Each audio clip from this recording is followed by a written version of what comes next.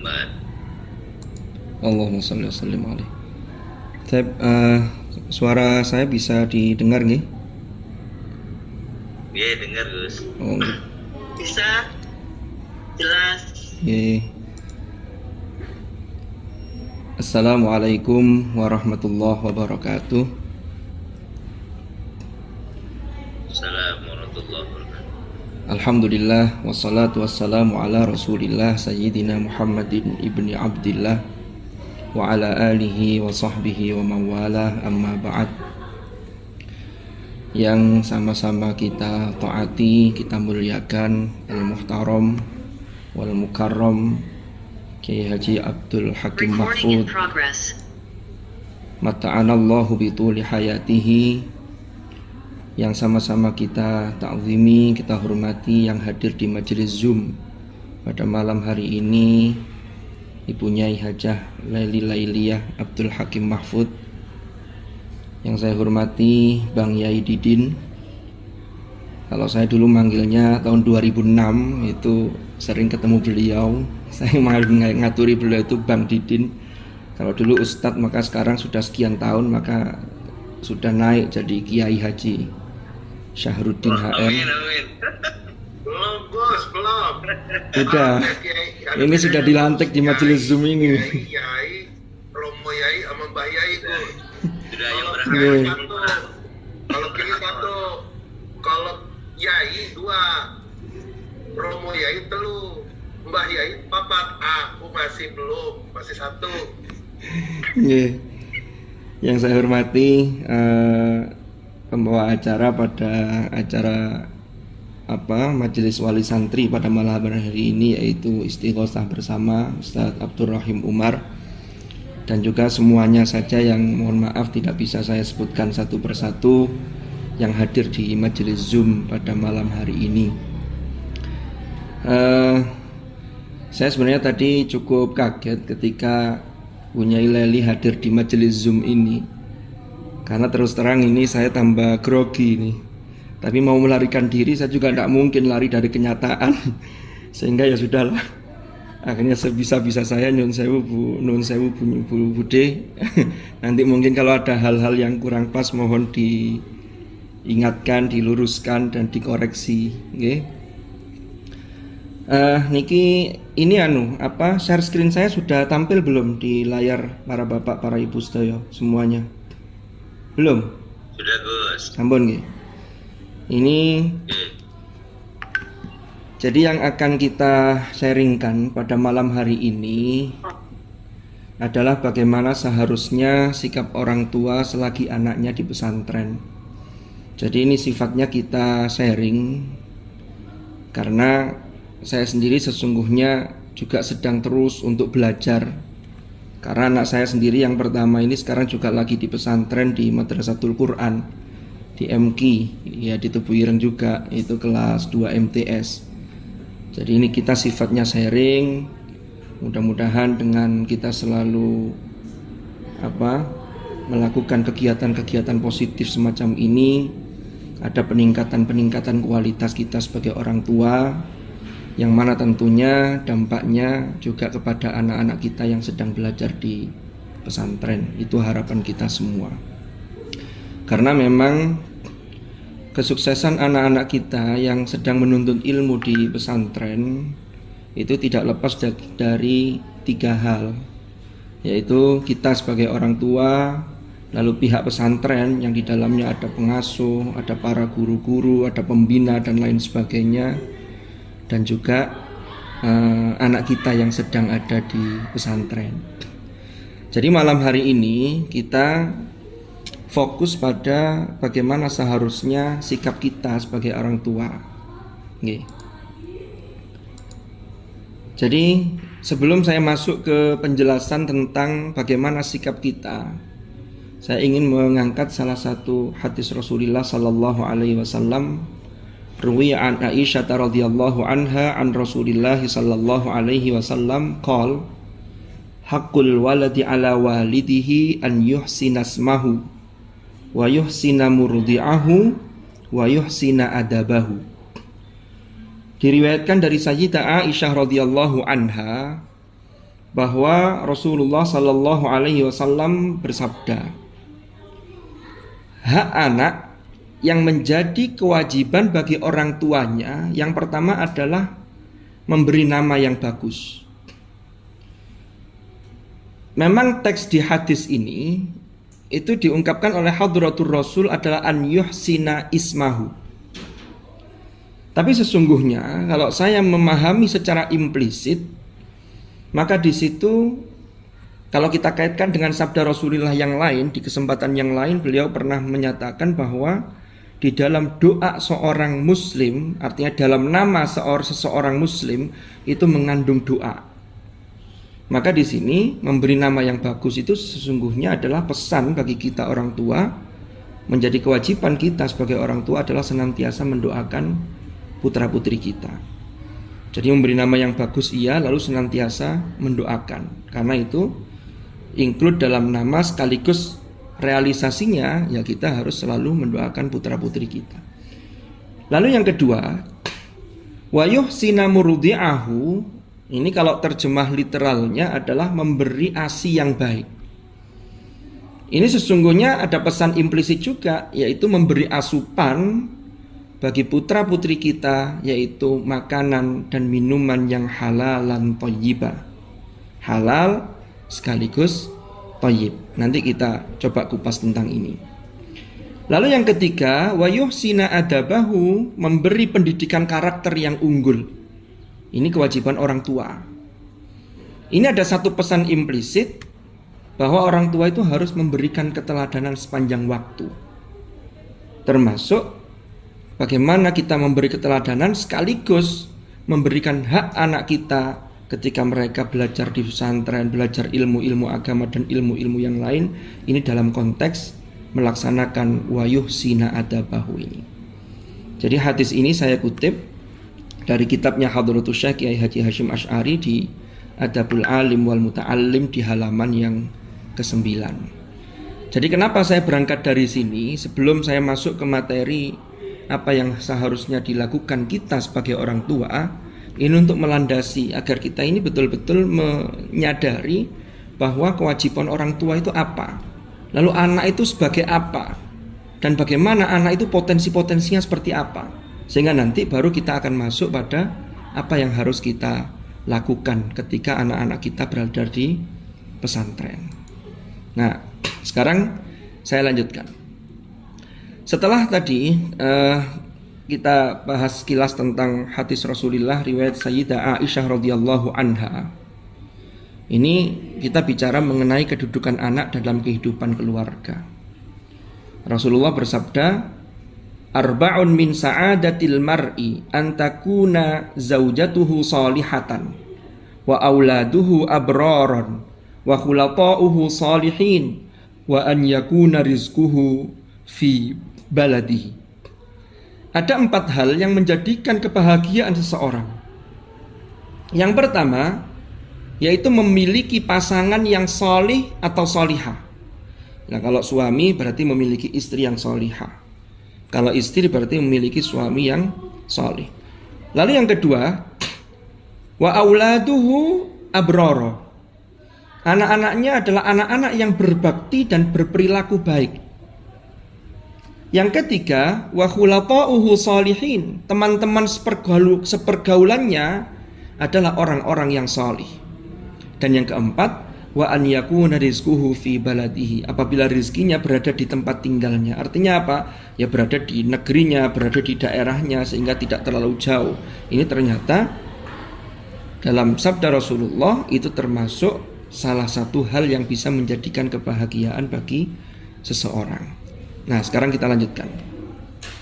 Secara deskriptif, kedudukan anak dalam kehidupan keluarga itu yang pertama, Al-Quran mengatakan bahwa anak itu sebagai hiasan dan hiburan. Allah berfirman dalam surah Al-Kahfi ayat 46, A'udzu billahi minasyaitonir rajim. Al-malu wal banuna zinatul hayatid dunya wal baqiyatus salihatu khairun 'inda rabbika thawaban wa khairun amala. Harta dan anak-anak adalah perhiasan kehidupan dunia. Ya. Tetapi amal kebajikan yang terus-menerus adalah lebih baik pahalanya di sisi Tuhanmu serta lebih baik untuk menjadi harapan. Nah, sekarang kita masuk ke ayat ini. Jadi para hadirin dan hadirat rahimakumullah, ada anak-anak itu yang hanya menjadi hiasan dan hiburan ketika di dunia saja. Atau pertama begini, sebelum saya masuk ke sana, memang anak itu sebagai hiasan dan hiburan. Kenapa? Biasanya secara fitrah, secara naluri, kalau ada orang yang habis seharian kerja lalu capek, ketika pulang ke rumah, apalagi anak-anak kita masih kecil, itu ketika melihat senyum sang anak, lalu itu menjadi penghibur yang luar biasa dan itu bisa melepas lelah kita. Lalu ada juga anak-anak itu yang hanya menjadi hiasan dan hiburan tapi sebatas di dunia saja. Umpama ada anak yang juara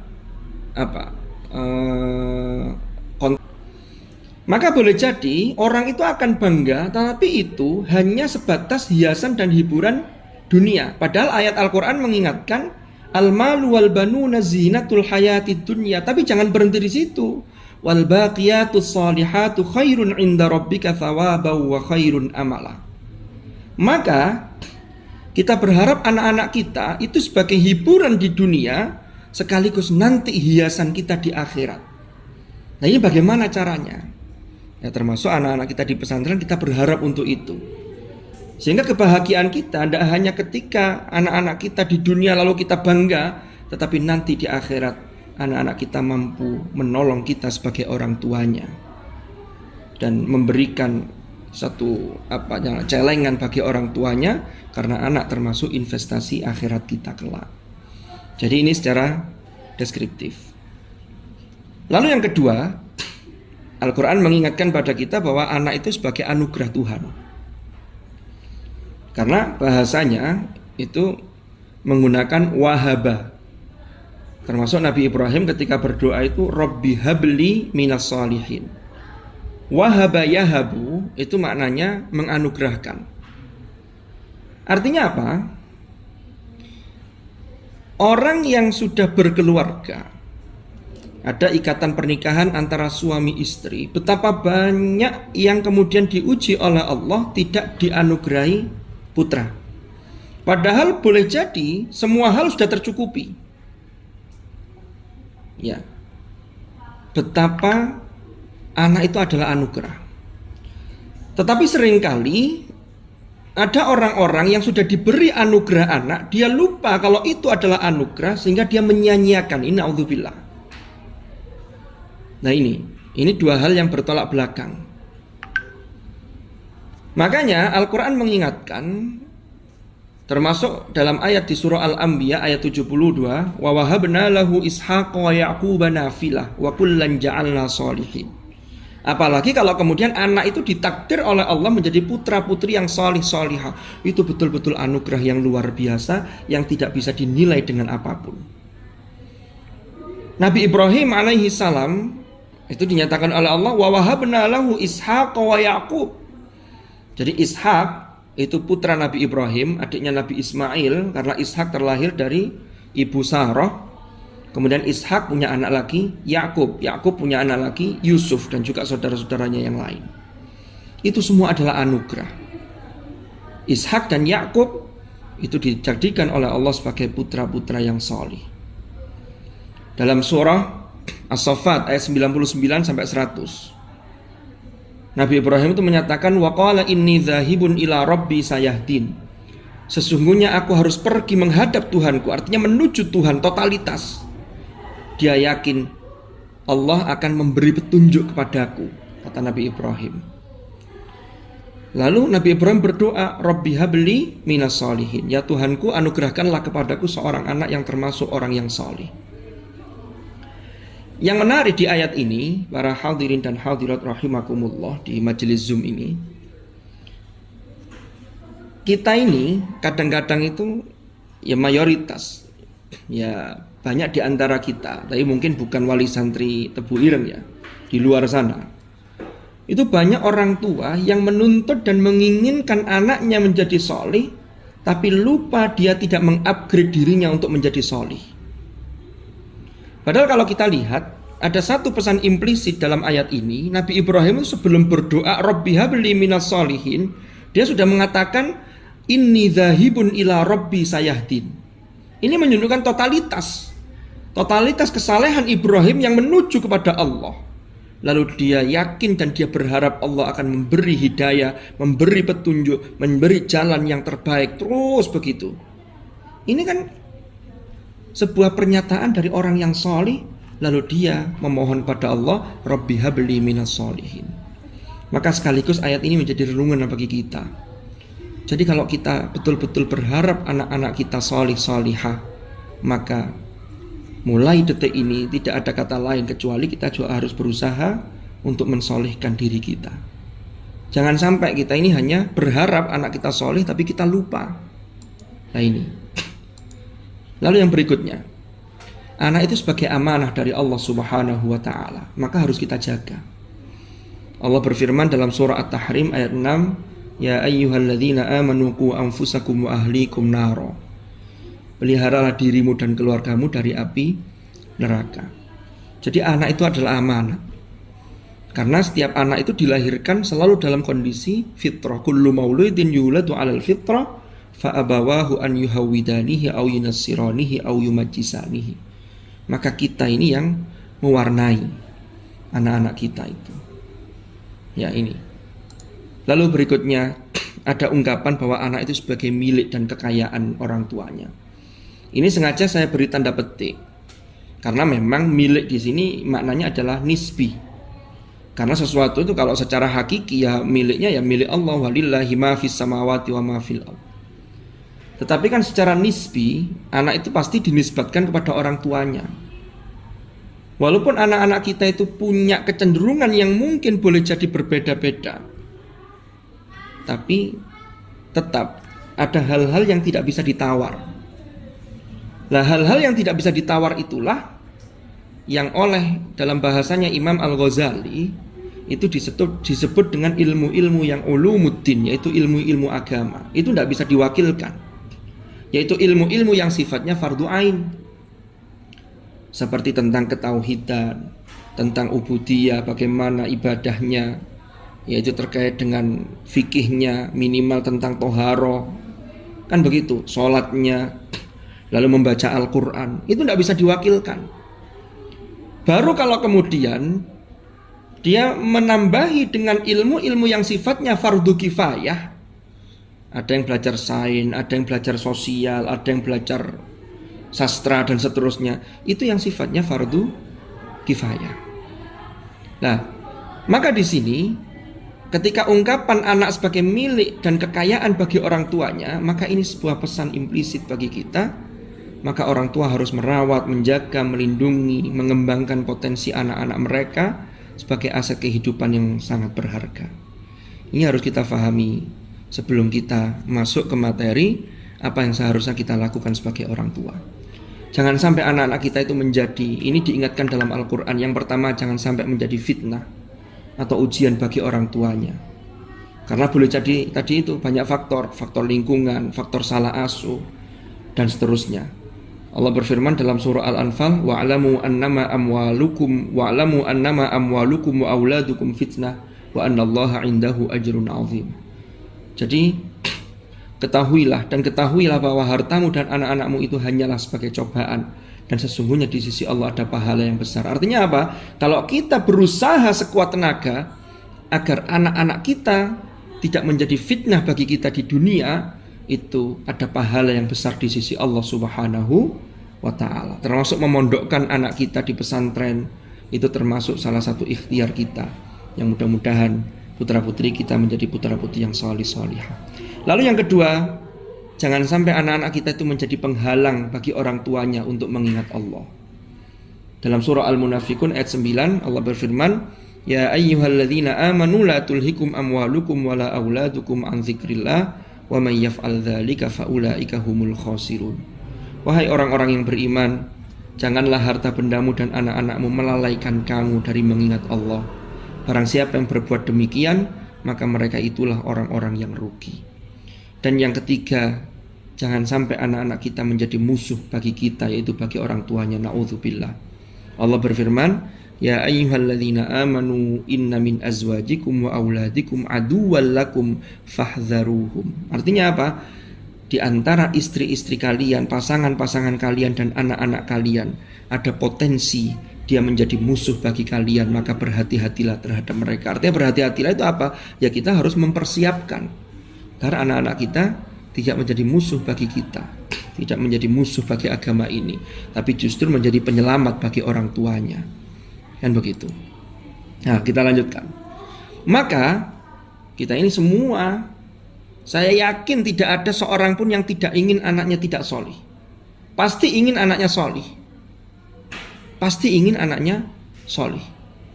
Maka anak soleh sebagai idaman itu indikatornya. Yang pertama, memiliki keimanan yang kuat dan benar, terutama keyakinan kepada Tuhan dan bersih dari kesyirikan. Sebagaimana pesan Luqman Al-Hakim, wa idh qala Luqmanu li ibnihi wa huwa ya'idhuhu ya bunayya la tusyrik billah inna syirka la dzulmun azim. Lalu yang kedua, mengerti dan memiliki komitmen yang tinggi terhadap ajaran-ajaran agama. Dalilnya dalam surah Maryam ayat 12, ya Yahya khudzil kitaba biquwwah wa atainahul hukma sabiyya. Jadi ambillah pelajaran kitab Taurat.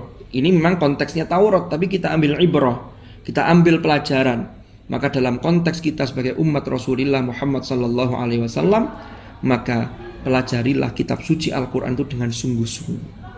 Nah ini, dan kami berikan hikmah kepada Yahya selagi dia masih kanak-kanak. Artinya apa?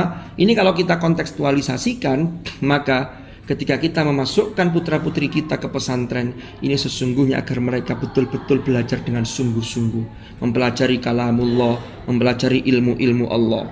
Dan itu di usia-usia bagaimana usia-usia emas, yaitu mulai dari tingkat dasar, tingkat menengah, yaitu menengah pertama dan juga menengah tingkat atas. Ini masa-masa yang sangat luar biasa. Kalau itu terlewat, maka sungguh rugi, karena nanti ketika sudah di perguruan tinggi itu adalah terkait dengan pengembangan. Pondasinya itu ada ketika anak-anak kita di pesantren. Jadi begitu. Lalu yang ketiga, indikator anak soleh adalah memiliki ketaatan menjalankan ibadah dan kepatuhan terhadap ajaran-ajaran Allah. Ya, dalilnya dalam surah Maryam ayat 13, wa hananan min ladunna wa zakah wa kana taqiyya. Dan kami jadikan rasa kasih sayang kepada sesama dari kami dan bersih dari dosa, dan dia pun adalah seorang yang bertakwa. Nah, makanya di pesantren juga dididik rasa kasih sayang pada sesama, rasa kepedulian pada sesama, kemandirian, kan begitu. Dan menjadi orang yang bertakwa. Ya bunayya aqimis shalah wa'mur bil ma'ruf wanha 'anil munkar wasbir 'ala ma asabak inna dzalika min azmil umur. Ini juga digembleng di pesantren. Laksanakanlah sholat. Tidak ada lembaga pendidikan yang seperti pesantren 24 jam terkontrol, lalu sholatnya harus sholat berjamaah. Itu aja kalau di rumah aja kadang orang tua masih ngobrai. Tapi kalau di pesantren ini yang kita berharap nanti sepulang dari pesantren kebiasaan-kebiasaan itu tetap berlanjut. Lalu wa'mur bil ma'ruf, suruhlah manusia berbuat yang ma'ruf, wanha 'anil munkar, wasbir 'ala ma asabak, dan bersabarlah terhadap apa yang menimpamu. Di pesantren itu betul-betul digembleng. Ketemu dengan berbagai karakter orang, maka di situ termasuk wasbir 'ala ma asabak inna dzalika min azmil umur. Sesungguhnya yang demikian itu termasuk perkara yang penting. Lalu kemudian memiliki moralitas yang terpuji dan budi pekerti yang luhur dalam kehidupan pribadi dan sosial, terutama sifat dan sikap berbakti kepada kedua orang tuanya. Wala tusa'ir khaddaka linnas wala tamshi fil ardi maraha innallaha la yuhibbu kulla mukhtalin fakhur. Ya, dan janganlah kalian memalingkan wajah dari manusia karena sombong, dan janganlah berjalan di bumi dengan angkuh. Sesungguhnya Allah tidak menyukai orang-orang yang sombong dan membanggakan diri. Dan sederhanakanlah dalam berjalan dan lunakkanlah suaramu. Sesungguhnya seburuk-buruk suara ialah suara keledai. Nah ini ciri-ciri putra yang solih. Lalu dalam surah As-Saffat ayat 101 Allah berfirman, fabasyarnahu bighulamin halim. Maka kami beri kabar gembira kepada Nabi Ibrahim dengan kelahiran seorang anak yang sangat sabar, yaitu Ismail. Halim itulah adalah anak yang benar, anak yang ngerti. Di dalam surah Az-Zariyat, Allah dalam firman-Nya, wa basyaruhu bighulamin alim. Alim, anak yang pinter, anak yang cerdas. Maka kombinasi antara halim dan alim ini insya Allah akan kita dapatkan dari didikan-didikan di pesantren. Tapi yang paling utama adalah yang halim, karena yang halim itu parameternya jelas. Jadi halim, anak yang tahu diri, bisa menempatkan dan segala, ngerteni kalau orang Jawa bilang itu luar biasa. Nabi Ismail disifati oleh Allah dengan bighulamin halim. Nah, sekarang kita mulai masuk ke materi. Jadi tadi itu yang saya makanya agak cepat tadi, karena itu untuk mengantarkan masuk ke sini. Jadi para hadirin dan hadirat, para wali santri Tebu Ireng se-Jabodetabek. Jadi pertama saya ingin mengajak dan mengingatkan diri saya terutama untuk mensyukuri anugerah anak yang mau mondok dan kerasan atau betah di pesantren. Karena tidak semua anak itu mau mondok. Ada orang tua itu yang pengen anaknya berangkat ke pesantren tapi anaknya tidak mau. Ada yang anaknya pengen masuk pesantren tapi orang tuanya tidak tega. Orang tuanya tidak kuat, nanti khawatir kalau anaknya pesantren nanti begini dan seterusnya. Jadi ada kekhawatiran. Ya. Bahkan ada yang ketika berangkat ke pesantren lalu nangis berhari-hari. Mungkin ada di awal-awal, tapi sekarang sudah biasa karena sudah berjalan sekian lama. Maka ketika anak kita mau tinggal di pondok pesantren dan kerasan atau betah di pesantren, maka itu adalah satu poin yang harus kita syukuri kepada Allah Subhanahu wa ta'ala. Tinggal nanti yang harus kita lakukan sebagai orang tua itu adalah bukti kesyukuran kita ini. Saya berangkat dari ayat dalam surah Ibrahim ayat 37. Rabbana inni askantu min dhurriyyati biwadin ghairi dhi zar'in 'inda baitikal muharram Rabbana liyuqimus shalah faj'al af'idatan minan nasi tahwi ilaihim warzuqhum minats thamarati la'allahum yashkurun. Ya Tuhan kami, sesungguhnya aku telah menempatkan sebagian keturunanku di lembah yang tidak mempunyai tanaman di dekat rumahmu, yaitu Baitullah yang mulia yang dihormati. Ya Tuhan, yang demikian itu agar mereka melaksanakan sholat, maka jadikanlah hati sebagian manusia cenderung kepada mereka, dan anugerahkanlah kepada mereka dari buah-buahan. Mudah-mudahan mereka senantiasa bersyukur. Ayat ini bercerita tentang Nabiullah Ibrahim alaihi salam. Ketika beliau itu sampai di usia sepuh, di usia tua, belum dianugerahi keturunan oleh Allah Subhanahu wa ta'ala. Lalu setelah itu Ibrahim dikaruniai seorang putra yang diberi nama Ismail. Ismail itu berasal dari bahasa Ibrani yang asalnya Ismael. Isma itu ay sami'a. Kalau dalam bahasa Arab sami'ah, mendengar. El itu ilah kalau dalam bahasa Arab, Tuhan. Artinya apa? Doa Ibrahim selama ini untuk memohon keturunan kepada Allah itu dikabulkan, lalu diberilah anak yang namanya Ismail. Ternyata setelah dianugerahi seorang anak yang bernama Ismail, itu tidak lantas Ibrahim ini bisa bersama terus-menerus, enggak. Ternyata Allah perintahkan Ismail bersama ibundanya yang bernama Sayyidah Hajar itu di sebuah lembah yang tandus. Ya, itu digambarkan di sini dalam munajatnya Nabi Ibrahim. Beliau mengatakan, inni askantu, sesungguhnya aku telah menempatkan sebagian keturunanku min dzurriyyati. Karena perintah Allah ini. Di mana? Biwadin ghairi dzi zar'in. Yaitu di sebuah lembah yang tidak memiliki tanaman.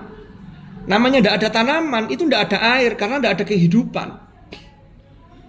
Itulah tempat yang sekarang kita kenal dengan Makkah atau Bakkah.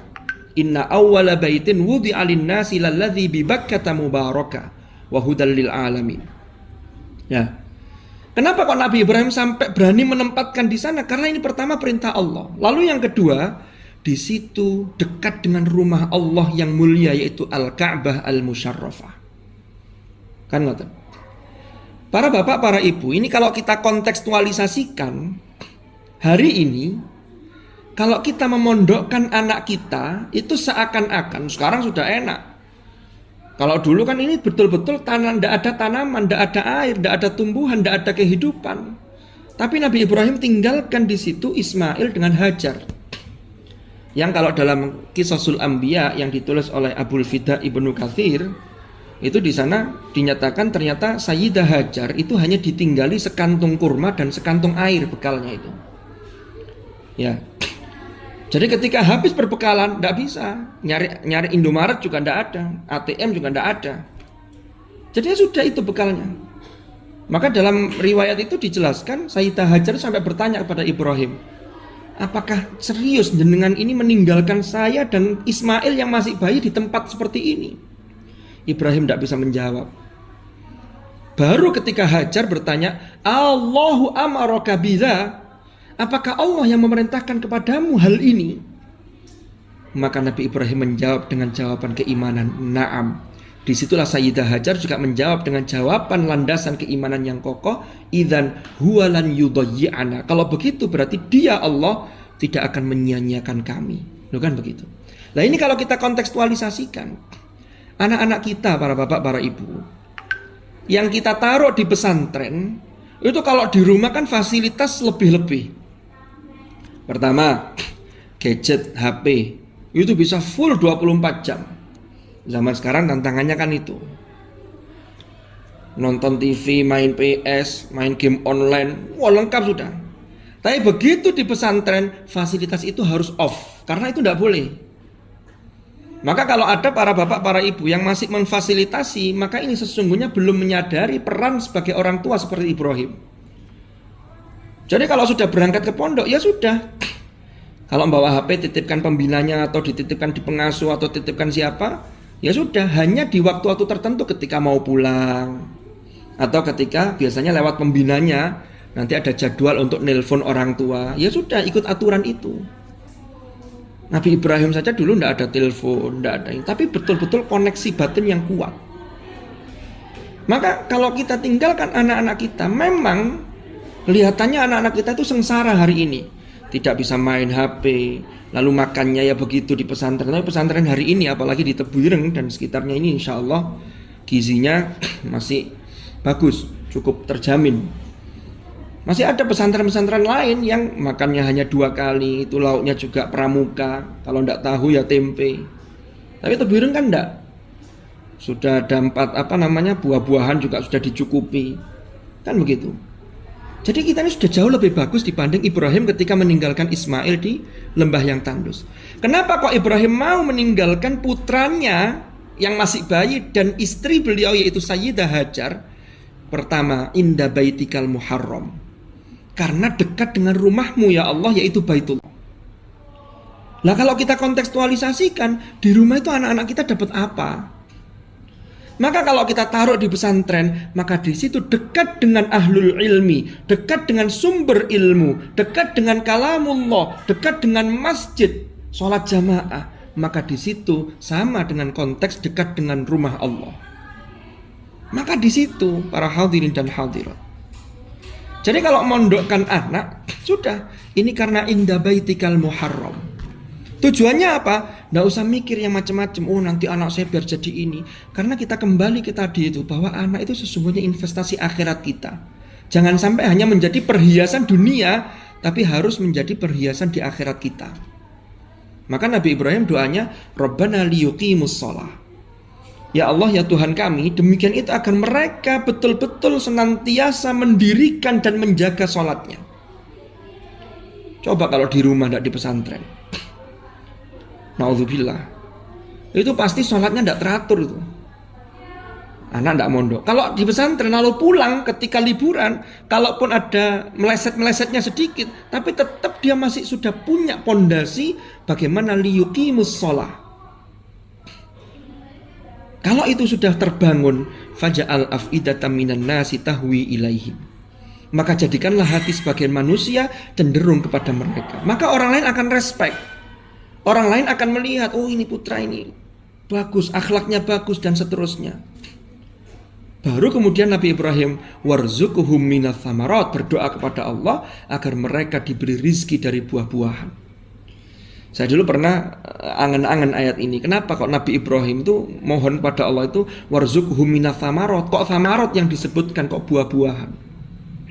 Ternyata salah satu hikmah atau rahasianya, orang itu kalau sudah bisa lengkap buah-buahan di rumah, maka hampir bisa dipastikan makanan pokok itu sudah diperoleh. Kan makanan pokok buah-buahan. Nah, kalau zaman sekarang ini memang buah-buahan itu yang harus diperbanyak, apalagi di usia-usia 40 tahun ke atas. Ya kan begitu.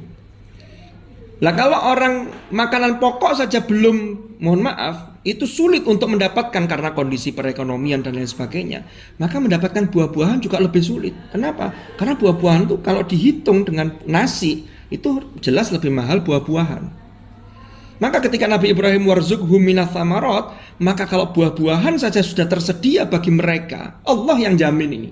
Asalkan syaratnya liyuqimus shalah tadi itu. Maka kalau buah-buahan sudah tersedia, berarti makanan pokok sudah tersedia. Nah kalau itu sudah tercukupi, Nabi Ibrahim juga berdoa mudah-mudahan mereka senantiasa bersyukur, karena bersyukur itu termasuk salah satu ciri dari anak-anak yang solih dan solihah. Nah ini, jadi makanya kita sebagai orang tua ini mensyukuri, lalu kita mencoba untuk mentadaburi ayat ini. Nabi Ibrahim menempatkan Nabi Ismail. Nah kalau konteksnya kita tadi itu, kita menempatkan putra-putri kita di pesantren, maka yakinlah suatu ketika dia akan sampai pada saatnya menjadi orang-orang yang sukses, bukan hanya dunia tapi sukses di akhirat yang nanti akan berimbas pada kita sebagai orang tuanya. Kita lanjutkan. Sekarang apalagi yang harus kita lakukan sebagai bentuk syukur kita atas anugerah seorang anak yang mau tinggal di pesantren?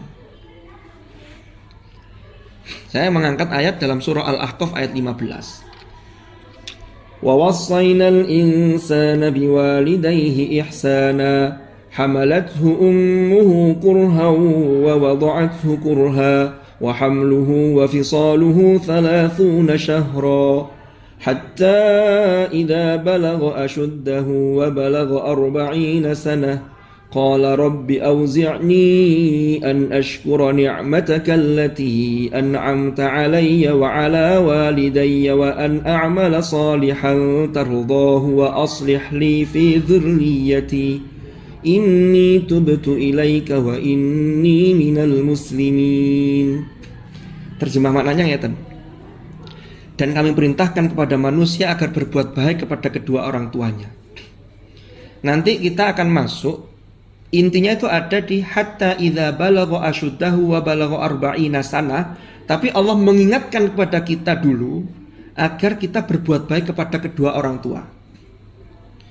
Kita ini kan ingin agar anak kita menjadi anak soleh yang berbuat baik kepada kita sebagai orang tua. Maka jangan sampai lupa, kita ini juga harus berbuat baik kepada orang tua kita. Karena kita yang orang tua itu adalah anak dari orang tua kita.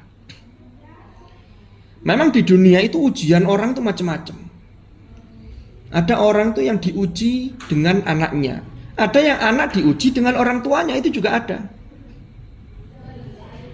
Nah ini macam-macam bentuk ujian itu. Tapi apapun itu, maka Allah sudah mewasiatkan, sudah memerintahkan kepada kita agar biwalidayhi ihsana. Karena peran kita hadir di dunia ini tidak mungkin tanpa peran kedua orang tua kita. Lalu disebut dalam lanjutan ayatnya, hamalathu ummuhu kurha wa wada'athu kurha. Jadi seorang ibu itu telah mengandung dengan susah payah, melahirkan dengan susah payah. Masa mengandung sampai nyape itu 30 bulan. Kan masa menyusui itu wal walidatu yurdi'na auladahunna haulaini kamilaini liman arada ay yutimmar radha'ah. Kalau menyusui yang sempurna itu kan 2 tahun sempurna, berarti 24 bulan. Ditambah 6 bulan, maka 30 bulan. Maka dari ayat ini Imam Asy-Syafi'i mengatakan minimal usia kehamilan agar anak bisa dinisbatkan kepada orang tuanya itu minimal kehamilan itu 6 bulan. Kalau dari 6 bulan tidak bisa. Nah, sudah, kita tidak mendiskusikan masalah itu. Kita lanjutkan.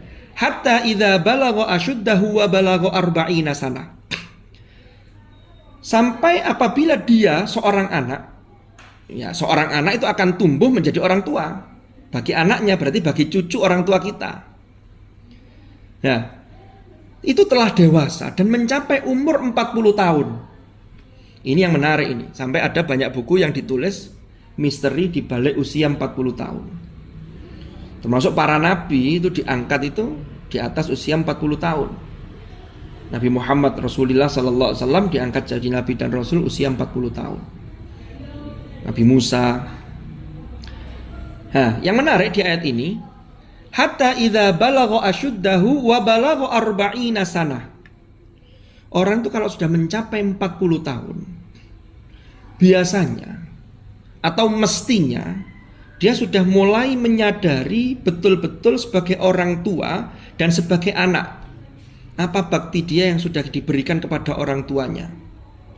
Lalu kalau sebagai orang tua, dia sudah berpikir betul secara dewasa, secara matang bagaimana anak-anak saya ini masa depannya. Sehingga kalau panjenengan sudah mondokkan anak-anak dan anak-anak mau di pondok, itu sudah betul itu. Sehingga orientasinya tidak hanya materi, tapi betul-betul sebagaimana Nabi Ibrahim tadi, Rabbana liyuqimus shalah. Banyak orang tua yang kemudian di usia 60-70 tahun, yang dulunya orientasinya hanya anaknya sekolah yang berorientasi, mohon maaf, hanya materi, itu ketika di usia 60-70 tahun itu merasa menyesal. Anaknya tidak bisa ngaji, sudah mikir nanti kalau saya meninggal siapa yang ngirim doa untuk saya. Padahal anak soleh itu salah satu cirinya waladin solihin yad'ulah. Kan begitu.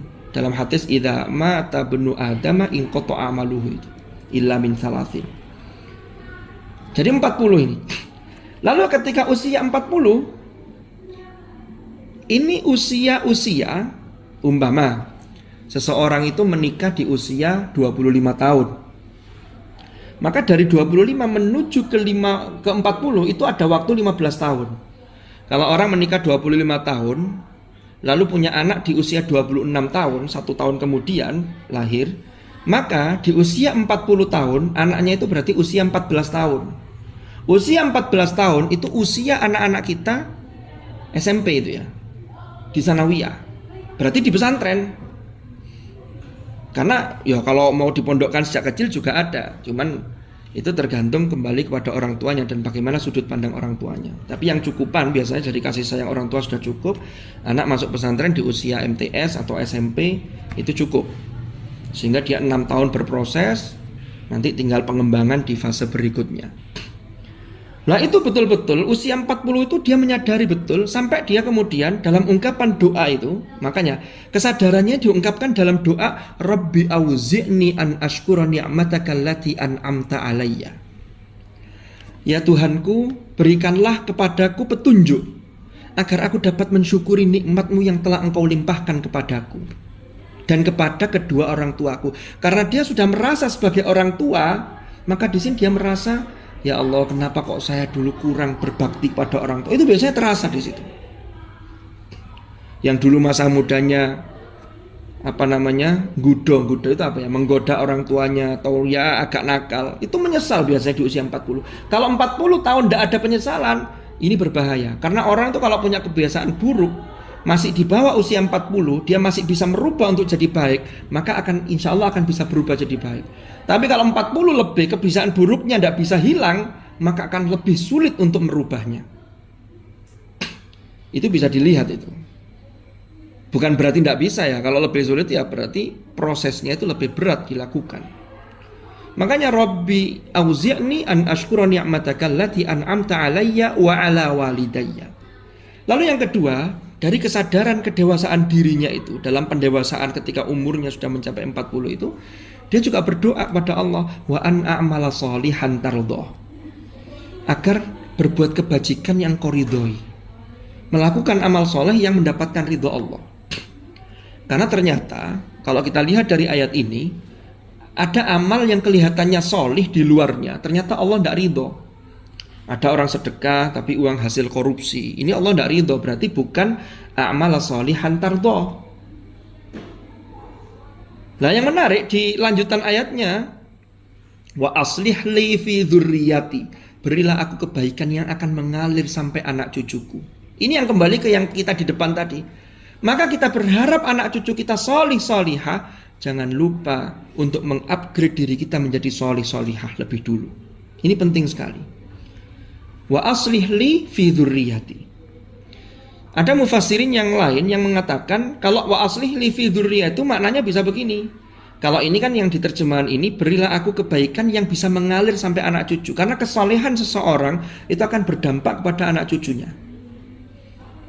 Atau sebaliknya, wa aslih li fi dzurriyyati itu adalah kesalehan yang kita lakukan lalu berakibat pada anak cucu kita, dzurriyah kita menjadi solih solihah, yang nanti ketika anak cucu kita solih solihah, dampaknya akan kembali ke kita, mendoakan kita, lalu melakukan amal-amal baik yang kita mendapatkan kiriman sebagai orang tuanya, sebagai mbahnya, dan seterusnya. Wa aslih li fi dzurriyyati. Dan terakhir ditutup dengan inni tubtu ilaika wa inni minal muslimin. Seharusnya usia 40 itu betul-betul taubat, inni tubtu ilaik. Kalau ada keburukan-keburukan yang di masa lalu, tutup sudah. Wa inni minal muslimin. Kalau 40 lebih kok masih melakukan banyak kedurhakaan kepada Allah, maka naudzubillah, ini akan sulit sekali untuk dihilangkan. Jadi itu kita belajar dari Al-Ahqaf ayat ke-15. Nah, sekarang kita lanjutkan. Ini masih dalam konteks mensyukuri anugerah anak-anak kita yang di pesantren. Maka modal bagi kita itu yang paling utama itu apa sesungguhnya? Ternyata modal yang paling utama itu adalah sabar. Okay? Sabar itu, kita ini kan sering memahami sabar itu ketika indal musibah.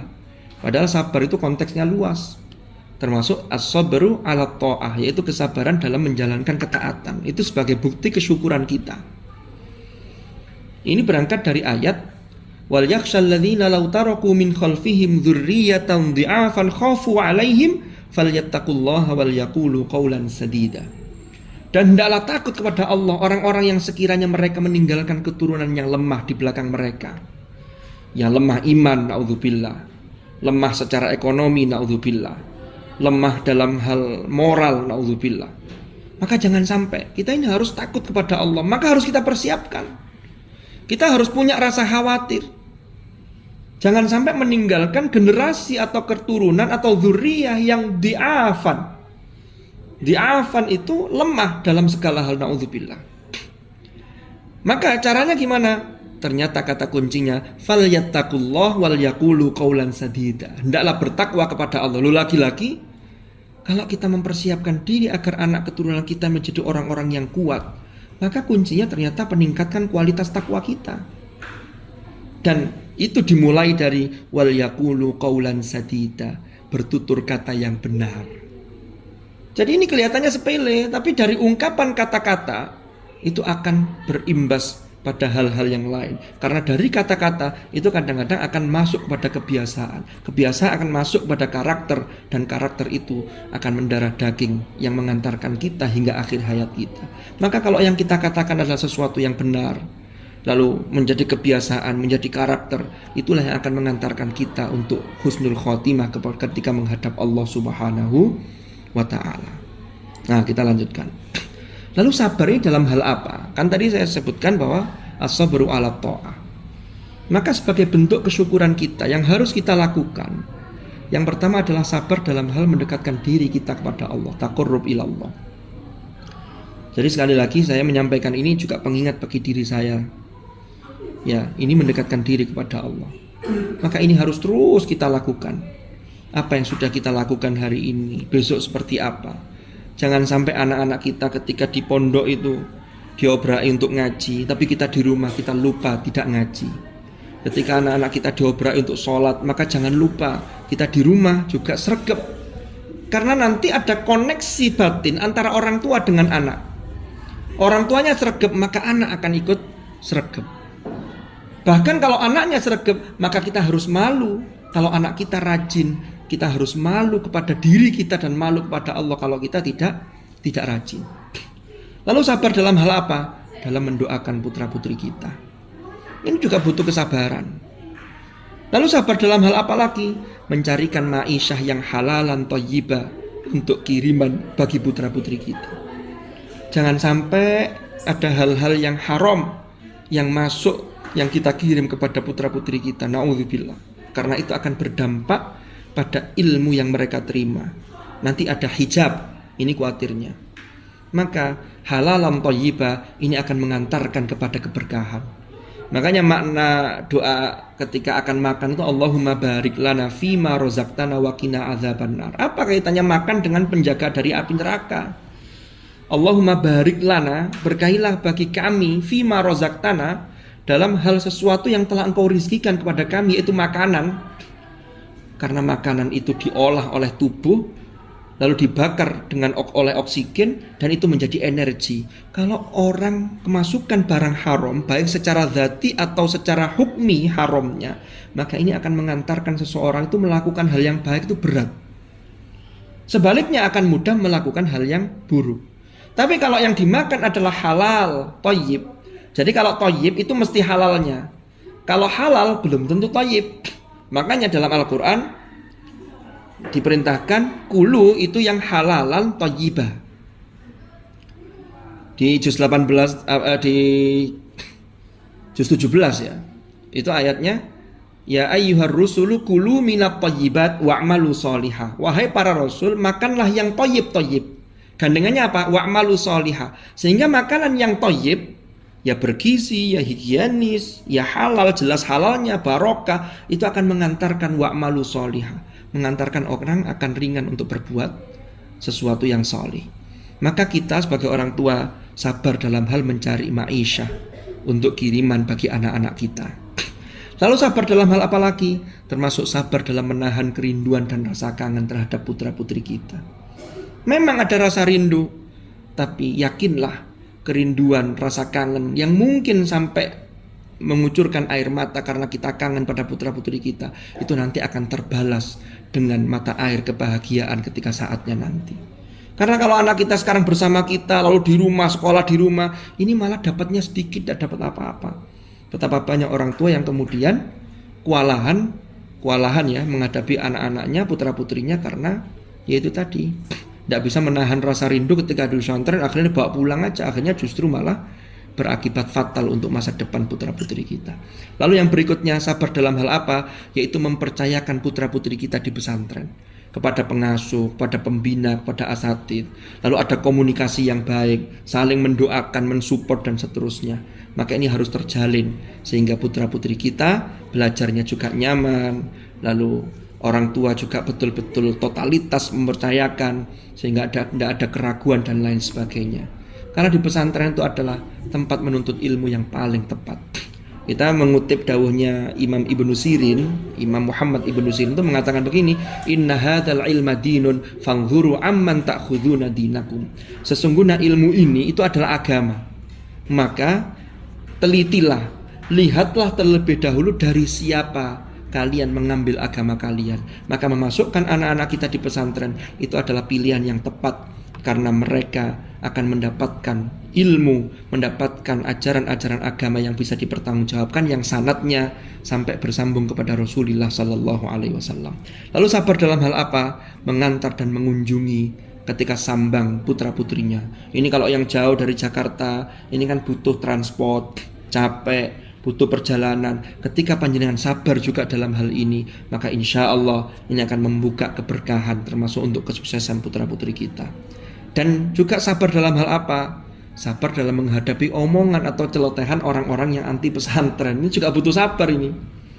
Mungkin tetangga kita ada yang ngomong, ngapain jauh-jauh di pesantren ini, sekolah di sini aja, mau jadi apa di pesantren?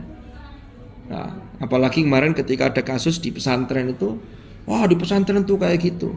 Nah itu kan tidak semua pesantren, ini kasuistik. Insya Allah di Tebirin dan sekitarnya aman, fi amanillah, amin ya rabbal alamin. Jadi ini juga harus sabar menghadapi omongan dan celotehan orang-orang yang anti pesantren dan juga hal-hal lain. Maka dari itu ayat yang kita angkat kemudian, walladzina sabaru ibtigha'a wajhi rabbihim wa aqamus salata wa anfaqu mimma razaqnahum sirran wa alaniyah wa yadra'una bil hasanati sayyi'ata ulaika lahum 'uqbad dar jannatu 'adnin yadkhulunaha wa man salaha min abaihim wa azwajihim wa dhurriyyatihim wal malaikatu yadkhuluna 'alaihim min kulli bab salamun 'alaikum bima sabartum fa ni'ma 'uqbad dar. Dan orang-orang yang sabar karena mengharap keridhaan Tuhannya. Panjenengan semua, bapak-bapak, ibu-ibu semuanya, wali santri, ketika memondokkan anaknya di pesantren, maka tidak lain adalah mengharap ridho Allah. Melaksanakan sholat, menginfakkan sebagian rizki yang kami berikan kepada mereka untuk pendidikan anak kita, mentasarrufkan untuk di pesantren.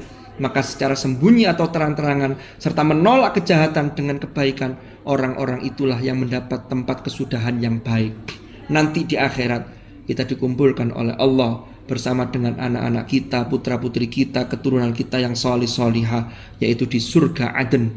Mereka masuk ke dalamnya bersama orang-orang soleh dari nenek moyang mereka, pasangan-pasangan mereka, anak cucu mereka. Ini reuni semua. Jadi kalau ini berpisah sementara di pesantren, maka ingatlah ayat ini. Nanti kita akan berbahagia berkumpul bersama mereka di surga Allah kelak.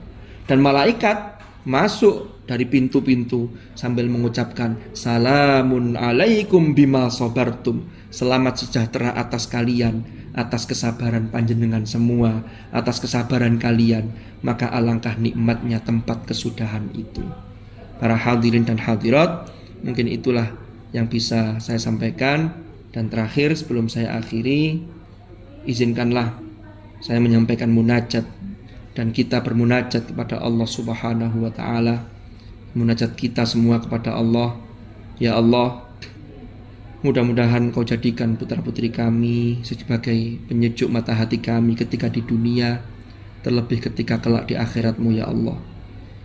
Ya Allah, kami titipkan putra-putri kami belajar agama di pondok pesantren, di tempat para ahli ilmu yang dekat denganmu ya Allah. Tidak lain agar Engkau ridho. Maka jadikanlah putra-putri kami sebagai anak-anak yang solih dan solihah, yang senantiasa menjaga sholatnya dan senantiasa mendoakan kami orang tuanya, baik dikala kami masih hidup di dunia hingga kelak ketika masing-masing dari kami telah menghadap-Mu ya Allah. Ya Allah, ketika tiba saatnya, di saat kami berpulang kepadamu ya Allah, kami berharap dan memohon kepadamu, kelak masing-masing dari putra-putri kami berjajar, saling bersahut membaca Al-Quran kalam-Mu ya Allah. Mereka lah yang memandikan, mengkafani dan memimpin sholat jenazah kami, hingga mengantar kami menghadap-Mu hingga turun ke liang lahat, mengadzani kami untuk terakhir kalinya. Ya Allah, jadikanlah hari itu adalah hari terbaik dan paling membahagiakan bagi kami sebagai orang tua. Sebab putra-putri kami hadir menjadi pembela kami, apalagi kelak di hadapan-Mu. Mereka lah yang akan membela kami sebagai putra-putri yang solih-solihah kami. Rabbana wa taqabbal du'a, Rabbana ufilli wali walidayya walil mu'minina yawmal hisab. Amin ya rabbal alamin. Wa sallallahu ala sayyidina Muhammad walhamdulillahi rabbil alamin. Terima kasih atas perhatiannya. Saya mohon maaf mungkin terlalu panjang atau gimana ini. Mungkin ada tanya jawab atau gimana? Dari saya cukup sekian. Kalau ada tanya jawab monggo dipersilakan. Dari saya cukup sekian. Assalamualaikum warahmatullahi wabarakatuh. Waalaikumsalam warahmatullahi wabarakatuh. Terima kasih Gus Hashim yang sudah memberikan beberapa kajian materi. Mudah-mudahan kita wali santri bisa lebih mendalam lagi, dan saya yakin banyak hal yang akan gali kepada Bapak dan Ibu wali santri.